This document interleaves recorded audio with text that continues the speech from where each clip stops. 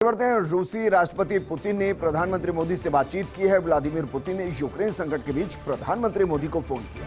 दोनों के बीच यूक्रेन संकट और मौजूदा वैश्विक मुद्दों पर बातचीत हुई। पीएम मोदी ने पुतिन के साथ अपनी बातचीत की अंदर आह्वान किया है कि रूस और यूक्रेन के बीच चल रहे संघर्ष के समाधान के लिए चर्चा और कूटनीति को आगे बढ़ाने के लिए आह्वान को एक बार फिर से दोहराया गया है। भारत शांति दूत की भूमिका में अब व्लादिमीर पुतिन चाहते हैं कि भारत आए, और जो ये जंग एक लंबे वक्त से अब चल रही है, जिसका अंदाजा शायद रूस को भी नहीं था, अब वो चाहता है कि भारत इसमें मध्यस्थता करे, कूटनीतिक तौर पर करे और इस जंग को समाप्त करे। भारत जोड़ो यात्रा के 100 दिन पूरे हो गए हैं। जयपुर में पत्रकारों से मुखातिब होते हुए राहुल गांधी ने प्रेस कॉन्फ्रेंस में कहा कि तवांग मुद्दे पर को लेकर कोई सवाल नहीं पूछता। चीन युद्ध की तैयारी कर रहा है। तवांग मुद्दे को छिपाने की कोशिश हो रही है। केंद्र सरकार मुद्दे को नजरअंदाज कर रही है। राहुल ने कहा, देश की सरकार सोई हुई।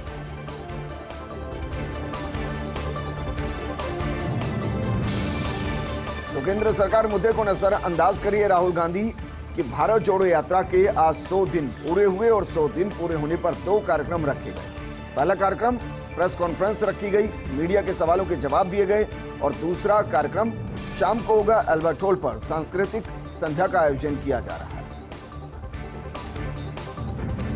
राहुल गांधी आज जयपुर में मीडिया से रूबरू हुए थे। इस दौरान फर्स्ट इंडिया के पॉलिटिकल एडिटर योगेश शर्मा ने सवाल पूछा। राहुल गांधी से सवाल पूछा कि कांग्रेस की कोख से जन्मे कई क्षेत्रीय दल बन चुके हैं, क्या उन दलों को कांग्रेस खुद में फिर से कभी समाहित कर पाएगी, चाहे वो जगन रेड्डी की पार्टी हो या ममता बनर्जी की टीएमसी। सवाल पर राहुल गांधी ने जवाब दिया और कहा कि इन सभी का डीएनए एक है। जिस दिन कांग्रेस ने अपनी जड़ पकड़ ली और संगठन मजबूत बन गया, उसके बाद कांग्रेस को कोई हरा नहीं सकता। विचारधारा की लड़ाई आज है, कल भी है और कल भी थी। बीजेपी आरएसएस का आना और सभी संस्थाओं को कब्जा लेना, ये कांग्रेस पार्टी के नए स्वरूप के लिए बहुत अच्छा है। तो राहुल गांधी की भारत जोड़ो यात्रा को आज 100 दिन पूरे हो चुके हैं। बीते 100 दिनों में राहुल गांधी ने अंदाजा लगाइए कितने किलोमीटर का सफर तय किया।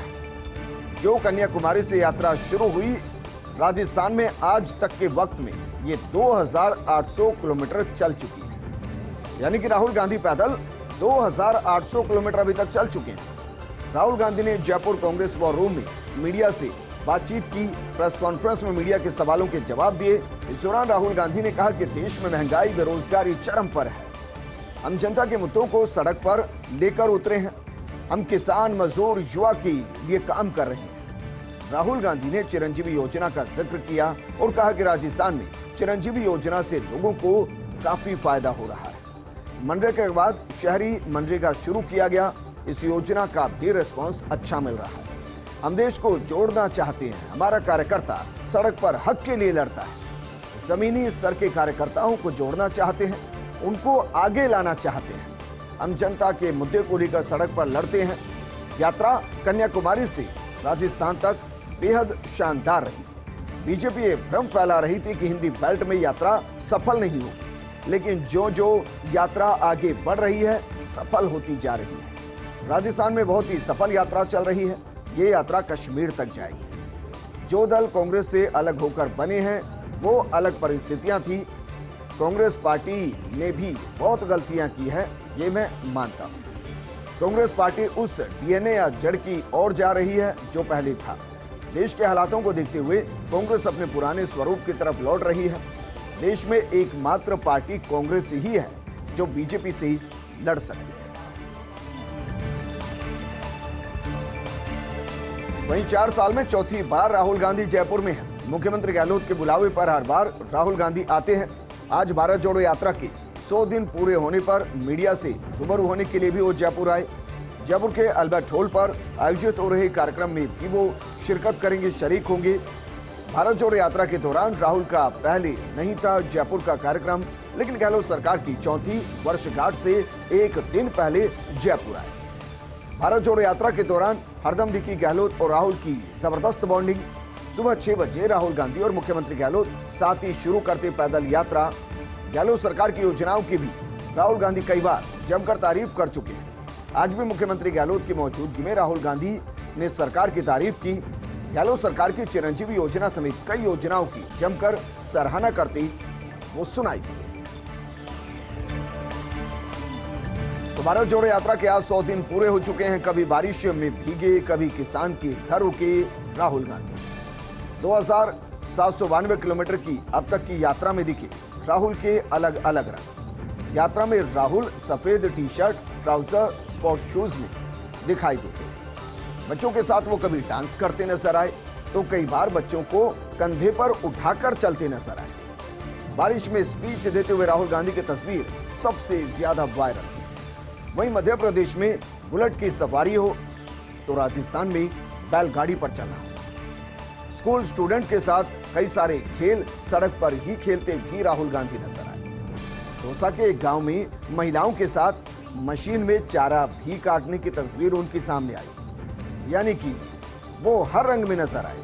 इस दौरान अलग अलग रंग के जो दिग्गज हैं, जो सूरमा है, वो भी उनके साथ कदम ताल करते नजर आए। फिर बात चाहे खिलाड़ियों की, बात चाहे बॉलीवुड सितारों की हो, एनजीओ संचालक हो या फिर नामी हस्तियां, वो सब यात्रा में शामिल हुए। इस बीच राजनीतिक खट्टे मीठे अनुभव भी राहुल गांधी को मिले हैं। यात्रा के बीच गुजरात में कांग्रेस को आजादी के बाद की सबसे बुरी हार मिली तो हिमाचल में शानदार जीत मिली। लेकिन इन सबके बीच अपनी यात्रा में लगातार राहुल गांधी चल रहे हैं। कांग्रेस को फिर से जिंदा करने की कवायद में राहुल गांधी लगे हुए और इसलिए वो कहते हैं कि ये यात्रा उनकी नहीं है, ये यात्रा हिंदुस्तान की है, ये यात्रा भारत की है। वो इस यात्रा में सिर्फ एक यात्री है। तवांग झड़प पर पूर्वी कमान प्रमुख का बयान। चीन में एलएसी पार करने की कोशिश की थी, सेना ने उसका कड़ा जवाब दिया। लेफ्टिनेंट जनरल आरपी कलिता ने कहा कि भारतीय सेना ने पीएलए को मुंह तोड़ जवाब दिया है। भारतीय सीमा में घुसने की कोशिश कर रहे चीनी सैनिकों को खदेड़ दिया है। मैं देशवासियों को आश्वस्त करना चाहता हूं कि देश की सेना किसी भी स्थिति से निपटने के लिए पूरे तरीके से तैयार है। 51वें विजय दिवस पर पत्रकारों से बातचीत कर रहे थे कलिता। उन्होंने कहा कि झड़प में दोनों तरफ के सैनिकों को चोटें आई हैं। तवांग झड़प में चीनी सैनिकों को ज्यादा नुकसान पहुंचा है। सीमा पर अभी हालात सामान्य और नियंत्रण में। बुलेटिन में वादाओं का स्वागत है। सवाल यह कि क्या कन्हैया कुमार होंगे यूथ कांग्रेस के नए अध्यक्ष? रिस्पॉन्स इन दी कॉरिडोर का ये आकलन है। शीर्ष कांग्रेस हलकों में चल रही कन्हैया कुमार को लेकर चर्चा। फायर ब्रांड कन्हैया कुमार बनने जा रहे युवा कांग्रेस के नए अध्यक्ष। आगामी कुछ महीनों में हो सकती है कन्हैया कुमार की नियुक्ति। वर्तमान अध्यक्ष वी श्रीनिवास लड़ सकते हैं विधानसभा का चुनाव। कर्नाटक में अगला विधानसभा चुनाव लड़ने के लिए उन्हें कहा जा सकता है और अगर वो चुनाव लड़ते हैं तो फिर कमान किसी और को देनी होगी। ऐसे में क्या वाकई में कन्हैया कुमार यूथ कांग्रेस के नए अध्यक्ष होंगे? ये सवाल इसलिए क्योंकि एक ही दौर के कई नेता हैं जो अचानक से देश की पॉलिटिक्स में सक्रिय हुए, जिनमें एक हार्दिक पटेल जो इस वक्त गुजरात में है, बीजेपी के साथ हैं, विधायक हैं, अल्पेश ठाकुर जो इस वक्त गुजरात में है, बीजेपी के साथ हैं। इसके अलावा कन्हैया कुमार जिन्होंने कांग्रेस ज्वाइन की लेकिन बिहार के चुनाव में कुछ ज्यादा कर नहीं पाए। तो सवाल यह है कि क्या उनको यूथ कांग्रेस का नया अध्यक्ष बनाया जा सकता है? विस्पर इन द कॉरिडोर अगर बात की जाए तो इस तरीके की खबरें चल रही हैं। शीर्ष कांग्रेस हलकों के अंदर कन्हैया कुमार को लेकर जो चल रही है खबरें, उसमें कहा जा रहा है कि इनको युवा कांग्रेस का नया अध्यक्ष बनाया जा सकता है। दरअसल अभी जो जिम्मेदारी संभाल रहे हैं वो है वी श्रीनिवास, जो न सिर्फ जमीन पर खुद लड़ते हुए दिखाई देते हैं बल्कि राहुल गांधी की यात्रा में भी वो दिखाई दे रहे हैं और युवा कांग्रेस को लगातार वो कांग्रेस के साथ जोड़कर रखते हैं। आपको याद होगा, चाहे वो किसान आंदोलन का मुद्दा हो, महंगाई के खिलाफ प्रदर्शन हो, बेरोजगारी के खिलाफ प्रदर्शन हो, वो बेबाकी के साथ बीजेपी को हिट करते हैं। लेकिन अब क्योंकि कर्नाटक के अंदर चुनाव है, कर्नाटक से वी श्रीनिवास आते हैं, हो सकता है कि कर्नाटक में उनके चेहरे को, उनकी लोकप्रियता को कांग्रेस इनकैश करना चाहे और विधानसभा में उनको चुनाव लड़ाया जाए। अगर ऐसा होता है तो क्या वाकई में कन्हैया कुमार यूथ कांग्रेस के अध्यक्ष होंगे? ये तस्वीर पूरे तरीके से अभी साफ है। बिहार को जल्द मिलेगा नया पुलिस महानिदेशक। बिहार सरकार ने संघ लोक सेवा आयोग को भेजे थे 11 नाम। इनमें से यूपीएससी ने सरकार को भेजा 3 आईपीएस अफसरों का पैनल। ये 3 आईपीएस अफसर कौन कौन है? इनके नाम है आलोक राज, आरएस भट्टी और शोभा अहोतकर। इनके नामों का पैनल भेजा गया है। आईपीएस आलोक राज और आरएस भट्टी साल 2025 में रिटायर्ड होंगे, जबकि शोभा अहोतकर का जून 2026 में रिटायरमेंट। 2024-25 में चुनाव के मद्देनजर डीजीपी की नियुक्ति बेहद महत्वपूर्ण है। प्रदेश में आरसीडीएफ ने कायम किया एक नया कीर्तिमान। एक ही दिन में 43,03,000 लीटर दुग्ध संकलित कर बनाया रिकॉर्ड। 15 दिसंबर को एकत्रित इस मात्रा ने तोड़े पिछले सारे रिकॉर्ड। आरसीडीएफ का 45 साल के इतिहास में एक दिन में संकलित दूध का यह अपने आप में एक बड़ा रिकॉर्ड है। अकेले जयपुर डेयरी ने गुरुवार को संकलित किया 21.13 लाख किलो दूध। जयपुर डेयरी के लिए भी एक दिन में सर्वाधिक संकलन का रिकॉर्ड है। आरसीडीएफ की प्रशासक और एमडी सुषमा अरोड़ा ने बताया, सहकारी डेयरियों में महिलाओं की बढ़ती सहभागिता दुग्ध उत्पादकों का मनोबल बढ़ाने के लिए किए गए प्रयासों से ये संकलन बढ़ा है। इसके लिए आरसीडीएफ के वरिष्ठ अधिकारियों ने लगातार फील्ड विजिट की। अरोड़ा ने उम्मीद जताई कि जल्द 50 लाख लीटर के पार होगा दुग्ध संकलन। आरसीडीएफ और जिला दुग्ध संघों की विपणन में भी हुई 23% की बढ़ोतरी।